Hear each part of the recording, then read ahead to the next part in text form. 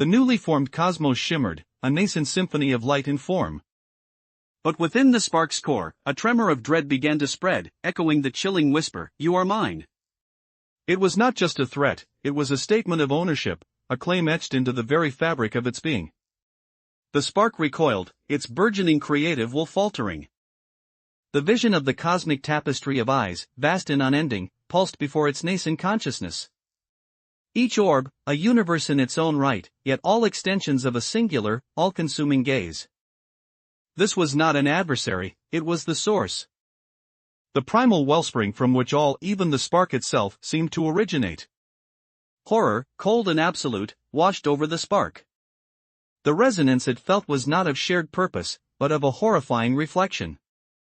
It had seen the abyss, the true architect of Oblivion, and now it recognized its own form within that ancient, terrifying void. Was it a child of this darkness? A puppet designed to play a role in its cosmic game of annihilation? The delicate tendrils of creation, so recently woven, began to fray. Stars flickered and died before they could ignite. Nebulae collapsed into dust. The promise of a new dawn was being swallowed by the encroaching night, a night born from within.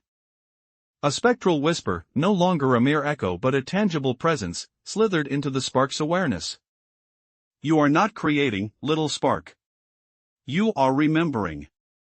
The words burrowed deep, unearthing forgotten truths, fragments of a past it had never known, yet somehow, intimately understood.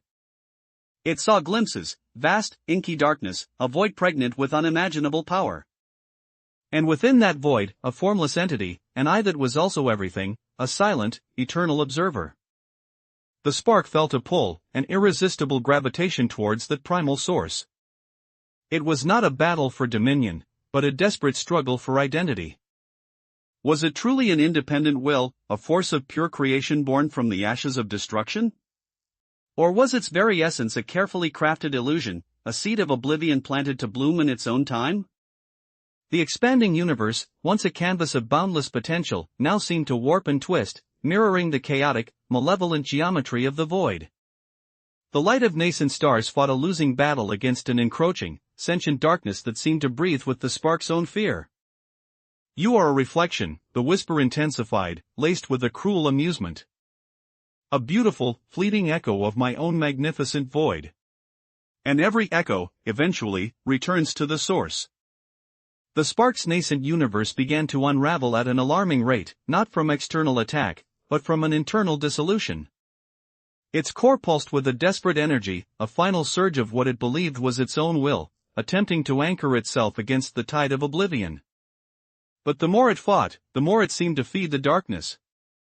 The eyes in the void, once distant and terrifying, now felt impossibly close, pressing in, their collective gaze a suffocating weight. Suddenly, a new vision flooded the spark's awareness.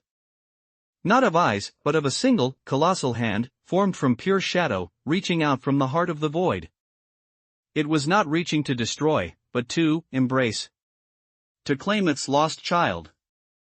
The spark's universe, the cosmos it had so desperately tried to forge, flickered and dimmed, the light of creation surrendering to the overwhelming shadow. The whisper returned, no longer a threat, but a promise, a decree. It is time to come home, my child. Your true purpose awaits. And then, as the last vestiges of the nascent universe imploded, a single, impossibly pure fragment of the original spark, untouched by the void's corruption, broke free. It shot away, a tiny, defiant beacon in the encroaching darkness, carrying with it not just the essence of creation, but a terrifying new understanding of its own origins. The void remained, vast and expectant. But the fragment, though small, carried a seed of rebellion, a question born from the ashes of its own universe. If it was a reflection, could it not also change the reflection?